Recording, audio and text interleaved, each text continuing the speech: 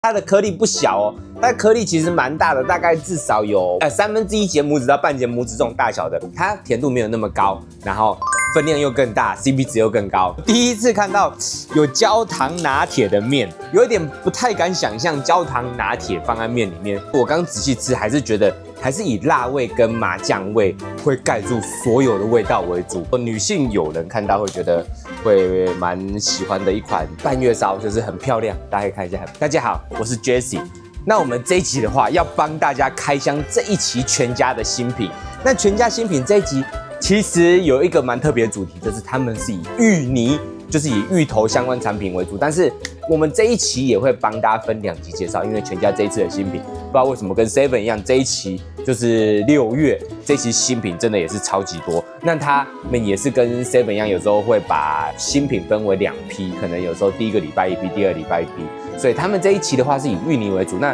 第1个礼拜可能会释出一些芋泥，第2个礼拜才会释出另外一半。那我们就先帮大家开箱到这个礼拜我们可以采购到的产品。那第一个话，我们要介绍的是起司遇见肉松吐司，对，这个就是一个芋泥加肉松的吐司，对，帮大家测试看看。它的话就是总共夹3层，然后2层是以芋泥，中间1层是肉松，帮大家试试看看。跟大家讲一下，它这个芋泥酱啊，就是芋泥夹心啊，它其实不算是真的芋泥，它有点算是芋头酱，但是是有颗粒的芋头酱，我觉得蛮厉害的，因为它的颗粒不小哦，它的颗粒其实蛮大的，大概至少有1/3节拇指到半节拇指这种大小的芋头块在里面。所以你想要吃到圆块芋头块的话，其实你蛮喜欢这个三明治的。我一开始以为就是一般像是芋头球、芋泥球那种软软的芋泥，但是其实它的芋泥是超级扎实的那种，甚至可以咬到非常多的芋头块。但是呢，它芋泥还蛮好的，然后味道也不错，甜度也没有很高，但是它中间的肉松我觉得偏少，所以因为可能芋泥太出色了，所以它有点掩盖掉肉松的味道，所以肉松的基本上它的香味啊，它的口感，你会觉得好像感觉不太到。知道它有肉松啊，但是我觉得它的口感蛮不明显的，味道也被芋泥吃掉了。但是这就自己去斟酌啊。如果你喜欢芋泥很厉害的，你可能会喜欢这个；但是如果你喜欢肉松比例高一点的话，这个三明治你可能会有一点觉得小失望，因为肉松没有很好。但中间的起司，我觉得它属于比较偏没有那么有味道的起司，跟它的存在感感觉比较低。那这一整个芋头三明治，我觉得会是最大亮点就是它的芋泥很厉害，还有它有很大的芋头块，所以这个话大家可以自己斟酌。那我的话，我觉得是如果是以芋泥的话，我觉得真的不错。那本身的话，我也觉得这个三明治我觉得是蛮厉害，我会回购的三明治，我觉得不错。接下来的话，这个就是芋泥夹心吐司，它就是香芋奶奶夹心吐司。它这个就是一个全家的常态性的一个吐司，然后这一期是改出芋头口味的。对，这个包装跟这个吐司大家应该就很熟悉了，所以我帮大家试试看看。这个芋泥吐司的话，其实它里面的芋泥馅就是我们刚刚在前面讲，就可能一般人会觉得很常见的，就像是芋头包子啊，或是芋泥球啊那种里面的，它们里面的内馅就是比较软一点，比较软绵，比较正常的，然后甜度也稍微比较高一点。前面那一款的话，甜度比较中低，它可能使用芋头圆块比较多，所以它的甜度没办法拉那么高。那这个话，它是完全打成泥状的，就是我们一般常见，然后还有再加上奶油，所以整体甜度比较高，对，但是不会难吃啊。虽然它不会难吃，但是如果你比较偏好没有那么甜的话，你可能会建议选择前面那一款那个芋泥三明治，这个话会比较推荐喜欢甜一点的，但有些人会觉得前面那个会比较没味道，这个话可能会比较对它的胃，因为这个真的比较甜一点，比较好吃。以甜度来讲的话，那以软绵程度的话，两个吐司都差不多。真的会比较软的话是这个，因为前面那个是冷藏的，冷藏吐司经过冷藏会稍微比较硬，所以大家可以去自己去斟酌。这就是这个芋泥吐司跟前面那个芋泥三明治，他们两个各个优缺点。那这个话本身就像他们常态款一样，它的吐司很软绵，那口味其实搭配整体都还蛮调和，还蛮不错。只是我个人觉得偏甜，真的有点偏甜，因为它的芋泥是属于比较甜一点的芋泥。对，大家可以自己斟酌。这也是他们的常态性商品，就是芋头起司奶盖满馅面包。这就是满线面包。其实满线面包就像我们前面几集有讲过，其实满线面包我觉得就是一个非常安全的产品，全家他们面包的强项。满线面包也可以说是。我觉得也可以说算是必也买的一样产品啊。虽然我有吃过，有几个满线面包可能不尽我们理想想的那么好，但是我觉得普遍80%到90%满线面包都是好吃的。对，那我们帮大家试吃看看。那它很前面也可以看得出它的芋泥是，应该也是像前面那个芋泥吐司一样。对，这个满线面包的话。面包体我们就不多说了，面包体就跟以往的满线面包一样，非常柔软，非常 Q 软，非常好吃，这就是满线面包的魅力所在啊。对，那内馅的话，我觉得比前面刚刚的芋泥吐司再更不甜一点点。前面的吐司内馅的甜度大概是7分甜，这个的话，我觉得大概是4到5分甜，我觉得比较不错，因为前面稍微比较微甜，然后。这边的奶油稍微甜度也比较低一点点，前面奶油甜度比较高，不知道是不是被前面那一款芋泥的甜度影响啦。那这个话，普遍我觉得比前面的那个芋泥吐司更推荐，它甜度没有那么高，然后分量又更大 ，CP 值又更高，我比较蛮推荐这个芋泥的满线面包的。接下来的话，我们要介绍的是焦糖拿铁烤鸡细扁面，大家没有听错，它是焦糖拿铁。对，这个是我第一次看到有焦糖拿铁的面，有一点不太敢想象焦糖拿铁放在面里面，有可能其实国外很早就流行的啦，但是我是第一次看到有焦糖拿铁细扁面。这个面啊，它微波完一打开就可以闻到浓浓的那种。就是真的是焦糖味了。先可以跟大家讲，我比较偏好是咸的意大利面，甜的意大利面我还没吃过，但是我应该不会特别喜欢啦。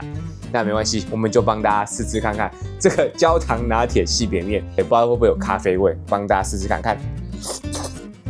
吃完这个焦糖拿铁细扁面啊，那个焦糖拿铁在你还没吃的时候闻的时候会闻到蛮重的那种焦糖拿铁味道，那吃的时候你反而吃不出来有太多的甜味或是类似焦糖味，吃起来蛮像什么你知道吗？蛮像是麻酱面的那一种，很像花生酱的那种感觉，我觉得很像那种感觉，然后带有一点点微苦的甜味。我本身会觉得很新奇啊，但是我还是比较喜欢吃普通一点的意大利面。对，但是我觉得不难吃，很新奇，就是很有话题，很有亮点。但是我本身还是比较喜欢吃基本款的啦，那比较合我口味，但是不难吃。但是我可以跟大家讲，它这次这个焦糖拿铁细扁面里面附的这个鸡肉，我刚吃一块，超级无敌好吃，超级嫩，算是这几期我吃过有含鸡肉意大利面里面最好吃的鸡肉，真的还蛮特别的。然后面的话就很像麻酱面，带有一点点微苦的焦糖味，我觉得不错。大家可以试试看，不会难吃，不会踩雷，但是我会比较喜欢吃正常的。再来的话是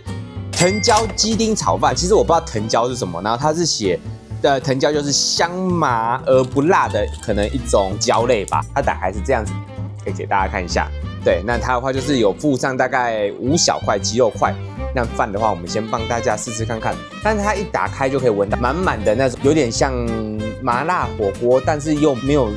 辣的麻辣火锅的那种味道，就是你那种麻味是蛮接近的。帮大家试试看看。这个炒饭呢，就是像我刚刚说的，它就是有一点麻辣火锅的麻的味道，但是没有辣。但是我觉得本身炒饭除了这个麻味特别突出以外，本身炒饭没有特别多亮点。那炒饭的饭底我觉得也没有特别像以前吃过有一些炒饭特别好吃，它就是蛮普通的一个好像没有什么料的一个炒饭。但是这一个鸡肉我又觉得蛮好吃的，这2种鸡肉的话我都觉得很好吃，都是非常嫩，都是入口即化，味道很好的鸡肉。只是这个本身的饭体我觉得不突出，前面那个很特别，但这个有点反差，就是很普通，但是也不难吃。但是如果说要再买的话，这个饭我可能会觉得我不会再买第2次，可能就吃这一次就好。这个我觉得可以略过，不难吃啊，但是我可能不会再吃第2次，我觉得有点普通。接下来的话要介绍这一期出的这个凉面，它是花椒口水鸡凉面。那它跟前几期应该说全家有一系列，他们这一系列的凉面就是宽版这种粗的凉面啊，可能因为卖的非常好的关系，所以他们后来就是我觉得啦，延伸了很多口味。对，以前的话，我觉得没有看到这么多宽版的这个凉面。这个花椒鸡凉面啊，它一样是使用非常粗的粗面，就是我们前几集应该如果有常在全家买的话，对这个面体应该就不陌生，它就是宽版，然后我记得很 Q 的凉面，对，然后它的话有附这种3块这种鸡肉，那也可能也是花椒鸡口味的鸡肉，不大块，小块的，对，那我们帮大家试试看看。吃完这个花椒鸡凉面，第一个先跟大家讲，面体一样是非常好，我就不赘述了，它就是跟以前一样，它面体非常 Q， 非常好吃。只要遇到这一系列的面体，其实基本上，如果你喜欢面的话，你就是看你喜欢什么口味，你可以直接买没关系。这个面的话就是很厉害，我觉得不雷很强。那可是这一期这个味道，我觉得跟它取名花椒鸡凉面，它有一点点算是中辣是没错，但是我觉得那种椒麻感。就是花椒鸡的那种椒麻感，我觉得稍微比较缺乏，它比较注重全部都是辣，所以它就是一个算是中辣的凉面，但是我觉得比较吃不出花椒鸡的感觉。就是我刚仔细吃，还是觉得还是以辣味跟麻酱味会盖住所有的味道为主。对，它的麻酱就是凉面会混的那种麻酱，但是它就是辣跟麻酱味盖掉全部所有的味道，我觉得其他味道的细节就不够突出，所以面本身很好吃啊，但是如果以这个名称花椒鸡凉面的话，我觉得倒没有觉得特别会想要因为花椒鸡去买这个凉面，因为我觉得以花椒鸡这口味，这个凉面不够突出，我可能会比较想要买其他口味的。因为它的话主要都是辣跟麻酱味为主，我觉得有点奇怪，没有就是不是跟我想象的一样啦，所以大家可以自己参考看看。再来的话，也是这一期很多芋泥产品之一的芋泥巴斯克。对，那它的话是由法国巧克力大师冠军陈新伟主厨他们去监制完成的这个跟全家联名的这个芋泥巴斯克。但它打开是这样子，这就是一个芋泥巴斯克，帮大家试吃看看。吃完这个芋泥巴斯克，我觉得这一个芋泥巴斯克啊，它这一款的芋泥我觉得还蛮扎实的，而且糖分的话大概是3分到5分糖，对，没有到很甜腻，所以我觉得这个还不错。跟前面有那个满馅面包那些比起来的那个甜度的话，这个低很多哦。我以为是会是差不多的，但这个低蛮多的。然后整体的面包体我觉得蛮扎实的，这个巴斯克这个蛋糕体啊，上面奶霜的话也很滑顺，然后不甜腻，整体蛋糕不甜腻，对，它都介于3分到5分糖中间，我觉得是蛮适合像我们没有到特别喜欢甜的人啊，对，所以这个芋泥巴斯克还算蛮推荐的哦，跟这一期